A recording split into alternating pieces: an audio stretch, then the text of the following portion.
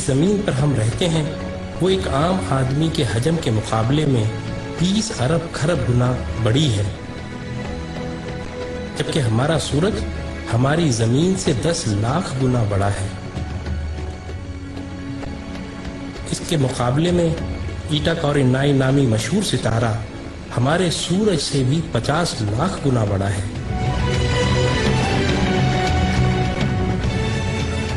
اس کے بعد battle juice نامی ستارے کا نمبر آتا ہے جو ہمارے سورج سے 30 کروڑ گنا بڑا ہے۔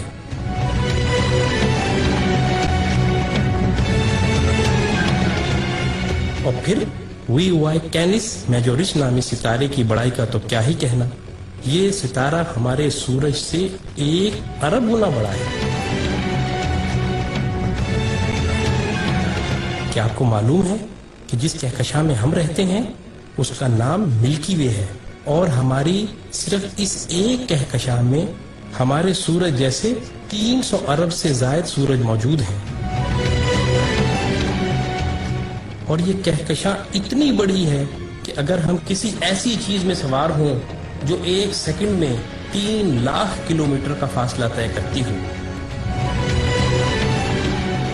یعنی 1 سیکنڈ میں زمین کے 7 چکر لگانے والا ہو، تو اس کو بھی ہماری کہکشاں کو پار کرتے کرتے 1 لاکھ سال لگ جائیں گے۔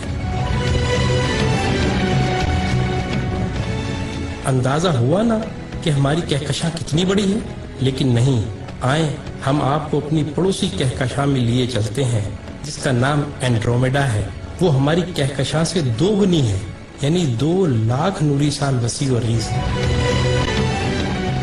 لیکن یہ بھی چھوٹی ہے۔ M81 نامی کہکشاں ہماری کہکشاں سے 60 گنا بڑی ہے، جبکہ IC1011 نامی کہکشاں ہماری کہکشاں سے 600 گنا بڑی ہے۔ اب سمجھ آ رہا ہے نا اللہ اکبر کا کیا مطلب ہے؟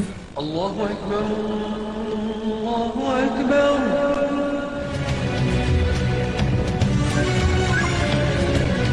آئیں، ابھی یہ سلسلہ ختم نہیں ہوا۔ جیسے ستاروں سے کہکشائیں بنتی ہیں، آپ کو معلوم ہے کہ اسی طرح کہکشاؤں سے کلسٹر بنتے ہیں، اور جس کلسٹر میں ہماری کہکشاں واقع ہے اس کا نام ورگو کلسٹر ہے، اور صرف اس ایک کلسٹر میں 47,000 کہکشائیں ہیں۔ اور معاملہ ابھی یہیں ختم نہیں ہوا، کلسٹرز بھی آپس میں مل کر سپر کلسٹر بناتے ہیں، اور جس سپر کلسٹر میں ہم رہتے ہیں اس کا نام لوکل سپر کلسٹر ہے، اور اس سپر کلسٹر میں 100 کے قریب کلسٹر ہیں،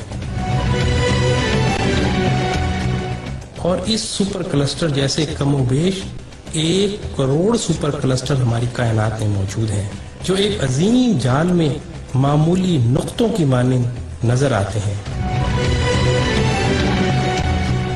اور ان سب کو صرف ایک ذات یعنی اللہ تعالی نے بنایا ہے۔